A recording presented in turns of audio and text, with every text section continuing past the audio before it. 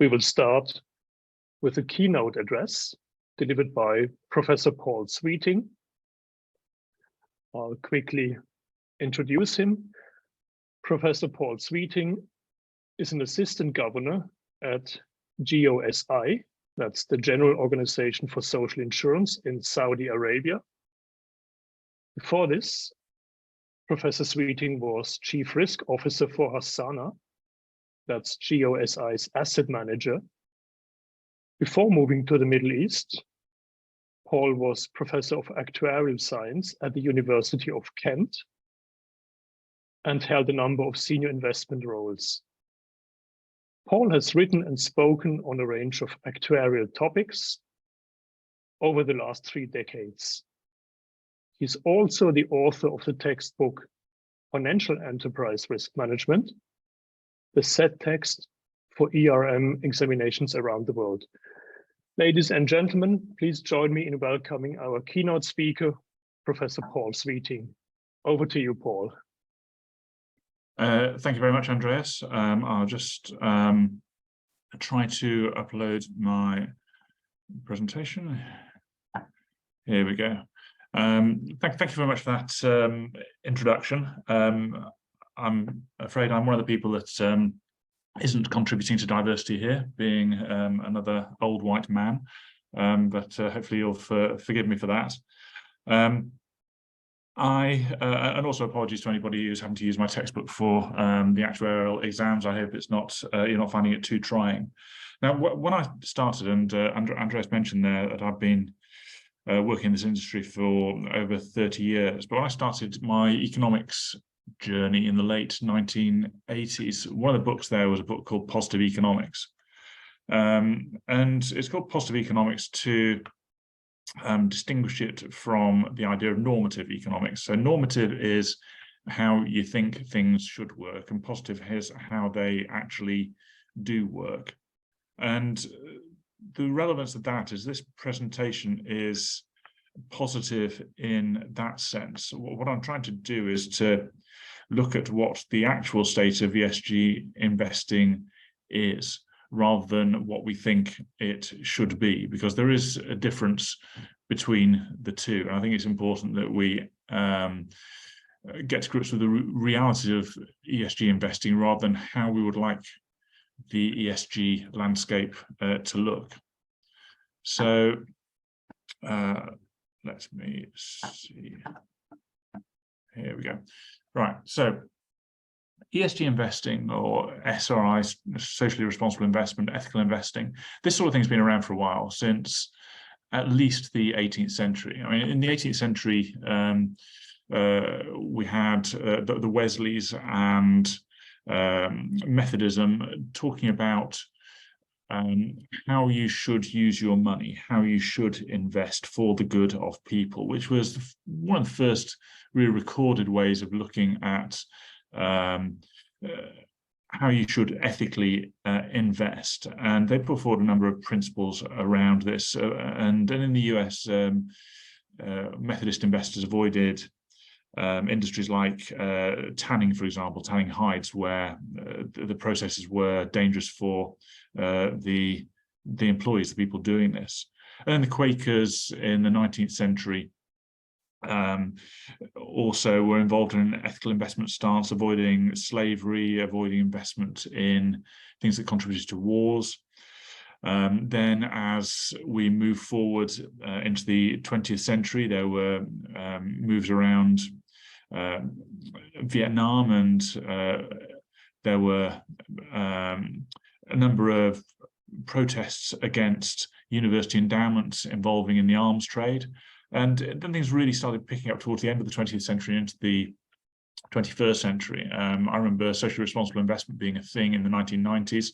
And then we see in the year 2006, there's this United Nations charter looking at 32 funds from 6 continents signing principles for responsible investment. So it has really picked up in, I'd say, the last 20 years or so. And one way you can see how much it has picked up is by looking at how much it's been talked about. And one fairly simple way of doing this is just looking at the FT and looking at how many articles there have been on ESG in each month. And we can see, if you look over the last 5 years, for the first 3 of those in particular, ESG really picked up as a conversation topic. Although in the last couple of years there has been a bit of a decline. I'm not sure how noticeable that is. And you could say, well, maybe that's because ESG is just so embedded now that perhaps we don't really need to talk about it in the same way that we did before. I think we'll see that isn't necessarily the case, because there are a number of challenges with ESG investing. You've got greenwashing for a start, trying to make an investment or a fund or something else seem more environmentally friendly than it is. And that's an important point to note in itself. We talk about greenwashing. We don't talk about social responsible investment washing or governance washing, because ESG is not just the environmental side. It is more than that. Which brings us to the next point, which is inconsistent definitions of ESG. ESG is those 3 factors which can be measured to different extents, to different levels of rigor, and in different weights in any particular index. You also have conflicts of interest, which is an important point. Some people do have a vested interest in seeing perhaps as broad a range of investments counted as ESG investments as possible. So it's important to try to guard against that. And perhaps the most important is the fact there are significant geographic differences in the uptake of ESG investing. So and then this brings me back to the positive versus normative idea. It's all very well saying what should be happening, but if it's not happening, then that's the important point that we need to consider. So let's have a look at greenwashing. Now there's an article here from the Financial Times in 2009, which was the first one I could find in the FT, which might just be down to the how much has been uploaded on the FT in terms of greenwashing or articles generally. But it was first mentioned in 2009 in the FT, but it was downplayed. As you can see, they say, although there may be a large element of greenwashing, which is lip service paid to environmental concepts as a marketing ploy, the FT put it far better than I did. It's hard to escape the impression that a substantial proportion of investment professionals in Europe, at least, are changing their ideas about the intersection between investment and responsibility. And you can see over the last 5 years, there's pretty much nothing on greenwashing to 2009. And then there's been waves of concern around greenwashing. So it's set at a fairly stable level over the last year or so. So it is seen as, I think, a persistent problem. And it's something which people are quite concerned about. And this kind of links into the point around inconsistency. Greenwashing is linked a bit to ESG definitions and the extent to which you might try to game those ratings. But it's not just the gaming of ratings. You've also got different weights for the E and the S and the G components in any particular ESG rating. There's a firm called Sustainability, which looks at a range of sustainability topics, hence the name. And it found that there are more than 600 different ESG ratings. And KPMG, around the same time, found between 125 and 150 different ratings and 10 to 15 major providers. So that's a lot of major providers. Most worrying thing is, though, that if you look at the correlation between the ESG scores for 400 firms, the average correlation is 34%, 0.34. Now, how can you trust any particular ESG rating if the inconsistencies between them are so great that the correlation is that low? I think that is a real challenge to the credibility of particular ESG ratings. Now, I thought it might be worth trying to move to a slightly less contentious view of this issue. But I thought, now I'll just go to an Elon Musk tweet instead. Now, Elon Musk pointed out a year ago that Exxon is rated the top 10 best in the world for environment, social and governance by S&P 500, while Tesla didn't make the list. ESG is a scam. It has just been weaponized by phony social justice warriors. Elon Musk not mincing his words there, as is typical. And I think if we look at this chart here, we can see where some of the challenges arise, and there's a few challenges here. So what I've done is I've picked out a few ESG ratings for Exxon and Tesla, which are from a particular ESGclarity.com article from just over a year ago. So Sustainalytics has Exxon with a high score of high risk and Tesla with a lower score, 28.5, of medium risk, which is good. S&P has a score of 36 for Exxon and 28 for Tesla, which looks very close until you recognize that S&P, their scores apparently high is better. So the numbers are coincident, and it's actually the other way around. Exxon is a better company from an ESG point of view than Tesla. Then ISS, you've got different scores for ESG overall, C- and C+ for Tesla. So Tesla's winning on that one. Governance, and this is quite important. For governance, Exxon has 4 out of 10, Tesla has 10 out of 10. 10 out of 10 sounds good, 10 out of 10 is bad, high is more risk. And this is one of the real challenges that, Tesla is making electric cars, which is probably better for the environment than being an oil company. But it does have some governance, I'm not sure what they call them, issues or features. It has a very strong leadership, and which is not constrained by the powers of a board to the same extent that a more mature company might be. So you're going to have differences in ESG scores there. SDG, social development goals, you've got 16.4 for, sustainable development goals, 16.4 for Exxon, minus 4.7 for Tesla. This goes from minus 10 to plus 10. High is bad again. So again, Tesla is winning on that one. And then you've got some Moody's scores as well, where Tesla is better overall. It is much better on the environment. It is better on sustainability, not so good on the governance relative to Exxon. So it is, you can see here that there are challenges. And just in case we thought this might be a random tweet from Elon Musk in the middle of the night, he's still going. This is from the 14th of June, why ESG is the devil. I think as long as ESG includes not just the environment and sustainability, but also governance, there's a chance that Tesla is going to struggle with that one, because it's just not going to have the same kind of governance structure and maturity than some other industries. The point he's getting wound up about this time is tobacco companies which are crushing Tesla in the ESG ratings. So how can they be more ethical? Well, I think one answer, tobacco's gone woke. The other, they've probably got pretty strong governance, and the governance score is going to be helping them out in many of these ratings. So moving on to conflicts of interest. One of the challenges here is a lot of these rating providers also construct indices. So they tell you what's going to be in the index, and then they sell you the index. So is there a potential conflict here? Is there motivation to improve scores, to try to broaden the index, to have more firms in there, to even produce these indices in the first place? Because if you produce them, then you're more able to sell them. Now, this is likely to be controlled to an extent by changes which are coming or have come, particularly in the EU.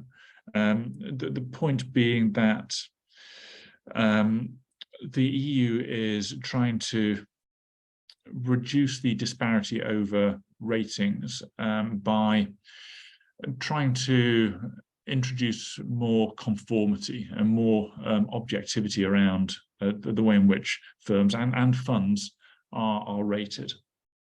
So if you look at what the EU is doing, and the EU really is at the forefront of ESG investment, and it's looking at 3 key areas. The first is in relation to rating companies, which we looked at here. I mean, they're looking to keep ratings providers having those units separate from the rest of the firm, which is a little bit like what happened to the accountancy firms with auditing and consulting. So we'll see how successful that is.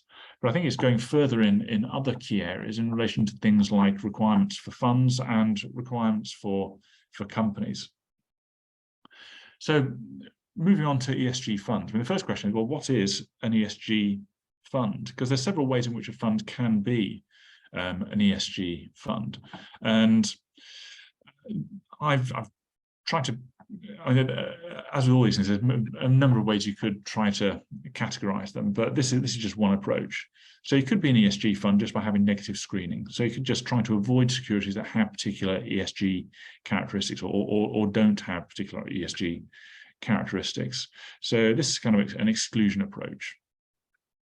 You could also have a kind of a positive screening approach. So rather than just shutting securities out, you could start by building a portfolio from the securities that you believe show significant positive ESG characteristics, which will probably have fewer securities. I think a key difference would be negative screening would keep neutral ESG companies. Positive screening would exclude neutral ESG, or wouldn't include neutral ESG companies. You can also have thematic ESG funds. So, I mean, thematic funds are not necessarily ESG funds. Thematic funds are funds which are trying to benefit from the development of a particular theme, some particular long-term trends. And if these trends are ESG trends, then a thematic fund is a thematic ESG fund. And then you've got impact investing. And this could be indirect impact investing. So you're investing in companies which have committed to positive ESG outcomes. They've committed to make particular changes which will have a positive impact on some ESG factor, similar to positive screening potentially. And then you've got direct impact, which is where you're investing in companies and you're doing so because you are going to direct them to positive ESG outcomes. So this is investing a sufficient amount in particular companies that you can, either have a meaningful impact when you're voting, you can put someone on the board of the company, you can do something else to actually drive a company to be more ESG focused than it otherwise might have been. Now, ESG funds in the EU, these are affected by the SFDR, Sustainable Finance Disclosure Regulations. And this defines three types of funds. Article 6 funds, which don't have any sustainability scope at all. Article 8 funds, which are light green funds, which promote environmental or social characteristics. And Article 9 funds, which have sustainable investment as their objective, the dark green funds. You've also got two levels of introduction. So level 1 of this directive came into force on 30th of June 2021 and required firms to publish statements on principal adverse impact, PAI, and due diligence policies. And this brought about the first classification of funds as either Article 8 or Article 9 funds. And you can see if you look at any asset manager's range of ESG funds, you'll have a number which classes category 8 and a number which come as Article 8 and some as Article 9. Then level 2 came into force on the 1st of January 2023, which introduced a mandatory reporting template on a range of indicators relating to the PAI statement. And what was interesting was, in response to this, a number of asset managers moved a large number of their funds from being Article 9 to Article 8 funds. So when it came to this mandatory reporting template, it seemed that many funds which were previously Article 9, dark green, became light green. Now, it could be that the compliance cost, the effort needed to comply with these with the level 2 requirements was such that it just wasn't cost effective to have so many funds as Article 9 funds. But it might also suggest that there was an element of greenwashing involved in funds being Article 9, which are really Article 8.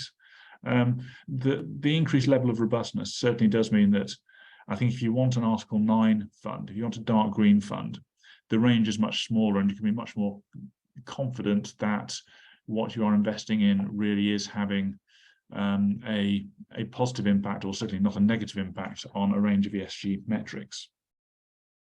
And I've also got ESG regulation for companies from the EU, and this is the Corporate Sustainability Reporting Directive, the CSRD, which came into force on 5th of January 2023. And this is pretty wide ranging. So if you're not just an EU company, but even a non-EU company with a minimum EU net turnover, or you're not an EU company but you're got listed securities in the EU, then you've got to comply with this directive, which is being phased in from 2024 to 2028. And this will require disclosure on a range of areas: the impact of sustainability related factors on operations, how business model impacts sustainability factors, and it's going to look at things like, not just climate, but also water and marine resources, circular economy, pollution, biodiversity. So it's going to be a pretty robust way of making it clearer exactly what companies are doing in relation to ESG by standardizing what these companies have to show. And whilst it is from the whilst it's a European Union regulation, it is going to have a much wider impact than that. And whilst I talk about Europe, I mean, Europe is, we might think that Europe is just continental Europe after Brexit, but UK is also in Europe. And it also has corporate ESG rules. The company's strategic report, climate-related financial disclosures regulations, came into force on the 6th of April 2022, and this also created mandatory climate-related disclosures, looking at things like how companies manage climate-related risks, the descriptions of actual and potential impacts on climate-related risks in a company, and this is a kind of a comply or explain type disclosure. So you don't have to disclose it, but if you don't disclose it, there's got to be a clear explanation of why it doesn't apply to you. It's not just why you don't fancy doing it, it's why it does not apply to you. And this will apply to any UK company with more than 500 employees, which are public and trading on the regulated market or the or AIM, private companies with a turnover of over 500 million, and also certain limited liability partnerships where there's regulated relations for them. There's also a task force on climate-related disclosures, which is aimed at some firms, which has disclosures around governance, strategy, and risk management. And this has been also mandatory since April 2022. So there's a lot about trying to see exactly what companies are doing in terms of the ESG space. But it's important to recognize what the geographical dispersion is in relation to the impact of these in terms of ESG funds, for example. So what this chart looks at here is the size of assets in US dollars in sustainable funds by a range of definitions, and the fund flows into sustainable funds. And what you see here is you've got this, sorry, I wasn't able to change the color on this. Because it's quite difficult to describe. You've got this kind of bluey grey bar here. That's Europe in terms of the size of assets under management. The US is that fairly small green bar. The yellow bar, small one on the top, is the rest of the world. And in terms of fund flows, you can see again, Europe hugely dominates. And towards the end of last year and the start of this year, we've actually seen disinvestment, net fund flows out of sustainable funds in the US. Now, this is really important because all this talk about ESG and all this pressure on companies to disclose properly, it sounds great, but it looks like the only region which is really listening is Europe. ESG investing really hasn't had the same impact outside of Europe. And if you look at what the cash flows have been in terms of sustainable versus conventional funds in the EU, you can see, I mean, they have been substantial. And you can see again that, you can see here that in Europe, conventional funds were losing money towards the end of last year, even as sustainable funds were gaining money. And for most of the time, about half of the fund flows in Europe have been to sustainable funds. Now, I wasn't able to get comparable figures for the US, but I think we can see that if the amount of assets in the US is that much smaller, if the amount of flows in the US is that much smaller for ESG, I'm pretty sure the level of flows overall is at least the same size as it is in Europe. So that suggests that the proportion of money going into sustainable funds in the US is pretty small, and it's not particularly big elsewhere either. And this is what I was talking about, normative and positive, because as much as we might think that ESG investing is a good idea, it doesn't really matter if nobody else thinks it's a good idea, if the man on the street thinks it's a good idea. And it is also important that we recognize that what people say is less important than what they do. And it looks like not many people, or not many investors in the US, are really investing in an ESG fashion, which is important. So you can see that investment in ESG funds is significantly lower in the US, and ESG regulations in the US are also more limited, and they're generally voluntary there. So private sector pension plans have been allowed but not required to consider ESG factors in proxy voting from November 2022. And this is another important point, the fact that it's allowed rather than required. Because if you think about this from a fiduciary point of view, if you're managing assets for a pension plan, then what you are trying to do is meet the liabilities as they fall due. You're trying to get the best risk-adjusted return. So what if ESG investing wouldn't necessarily give you the best ESG, the best risk-adjusted return? Now, I've heard some people try to say that if you invest in ESG, then it's going to give you better returns over the long run, because clearly that's the way the world's going. Well, yeah, you might think that, the market might not think that. And if the market thinks it, then it'll be in the price. But generally, according to most economic theories, if you restrict your investment universe, then you're going to get a lower risk-adjusted return. You've got a more concentrated portfolio. So allowing pension plans to consider ESG factors is actually quite a big thing. It means that you are allowed to consider something which isn't necessarily going to give you better risk-adjusted returns.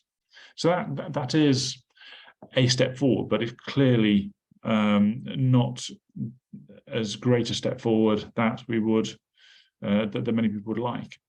We've also got some SEC guidance, the Securities and Exchange Commission guidance in January 2020, which referenced several ESG metrics as examples of new required disclosures, as well as various board and employee diversity metrics. But these were not focused exclusively on ESG, as ESG was a kind of add-on here.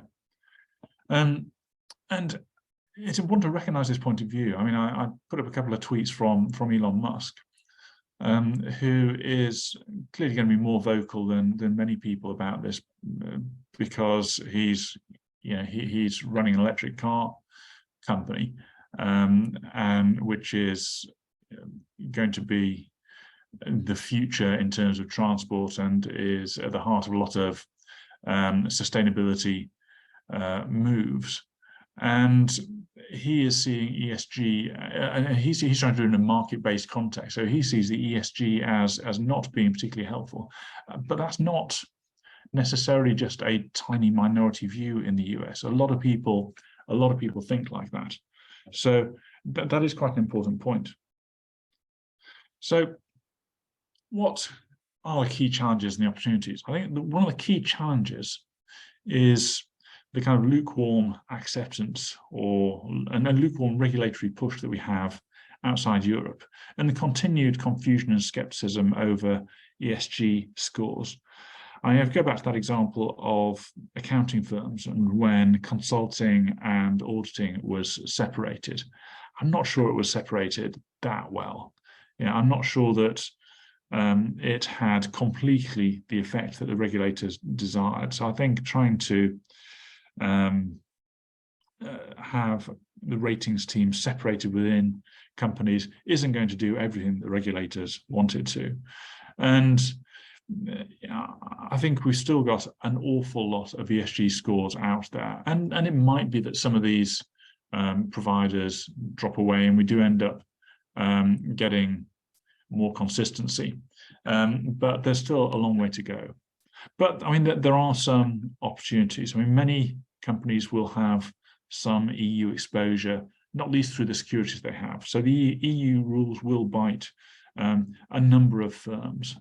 And increasing disclosures will hopefully provide a positive ESG incentive. And the more robust and the more standardized these disclosures are, the less opportunity there is for greenwashing. And segregating rating schemes, I think, will help improve credibility, but I'm not sure that it's going to be a panacea. But the key thing is, until US investors get on board with ESG as a concept, it is going to struggle to gain global acceptance. And I think if we just go back to that first chart, how much is ESG talked about? Well, we've looked at how much it's talked about in the FT. What about in the US? If you look at the US, you've got the Wall Street Journal is possibly the best comparator. And here we see it's talked about much less, and it did kind of level off in around 2020 from a very low base in 2018. There's been a bit of a spike at the start of this year, does seem to be making up ground, but it's been a topic for 3 centuries, so I think we need to temper any optimism that we have about ESG suddenly taking over in the US. That was all I had to talk about on the topic, but I'm more than happy to take any questions or comments that people have on this. I'm not sure how best to do that, but maybe putting things in the chat box below, which I now have open on my screen, and I'll answer any questions that you have. Thank you, Paul. And yes, you're correct. We have already received 1 question in the chat box. Everybody feel free to type your questions into this chat box during this presentation while the speaker is presenting, and we will get your questions answered at the end. This applies to all presentations of this conference. Okay, Paul, we've got the first question. Let me read it. But is it just buy-in from US/SEC that is more important? ? After all, China and India has more people on Earth. Yeah, it's a good point. I mean, the populations in China and India are much larger. China is growing as an investment market.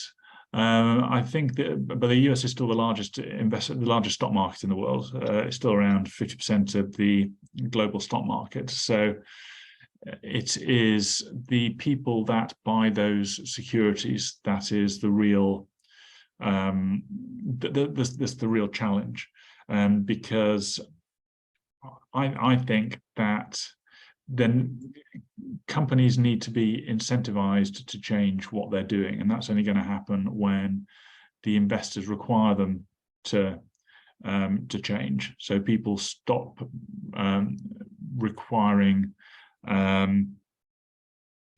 people start requiring a higher risk premium on less ESG focused companies, so they increase their cost of capital.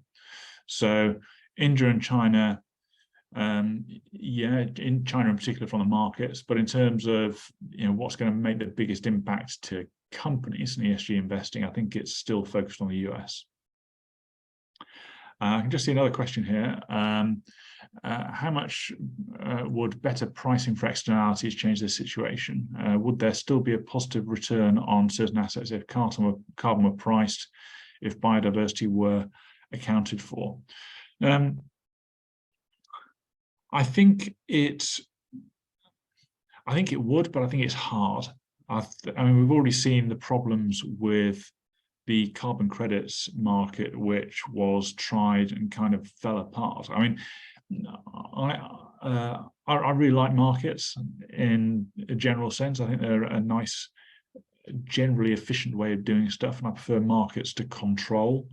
And markets and disclosure, I think, can be pretty powerful. And I like the idea of trying to somehow price for bad behavior and charge for externalities, but I'm not sure how easy it is. As I say, it's been tried in the past for carbon credits and it didn't work very well. So if someone was able to come up with a way which was workable, then great, but I'm not sure how practical it is. Thank you, Paul. There's one more question in the Q&A box. Let me read it. Is bad ESG still better than no ESG? Or is it making it worse? I don't think it's making it worse. I think it is better than no ESG, so long as people recognize the limitations. And this is mainly, I think, a greenwashing issue. I mean, the point about tobacco companies featuring in ESG indices, presumably because they've got really good governance and they're probably doing some charitable work as well. But, you know, it is kind of killing you. I mean, I saw an article yesterday that someone had written pointing out that it was slightly strange that NVIDIA, the graphics chip maker, was one of the largest securities in many ESG indices, even though there were concerns that it actually might wipe out humanity. Also, Microsoft with its AI moves and Alphabet similarly. And you could say that, you know, wiping out humanity might be good for the environment, but I'm not sure that's exactly the focus of ESG funds. So I think it is probably better than no ESG, but there's a lot of caveats around it. One thing which would probably work really well was if everybody, all institutional investors in particular, had to disclose exactly who they were invested in, which funds they were invested in, and which ESG metrics they used. Because I think a lot of people can talk the talk with ESG, but they don't necessarily have to walk the walk if it's not disclosed, and many will not necessarily be as ESG focused in private as they are vocal in public.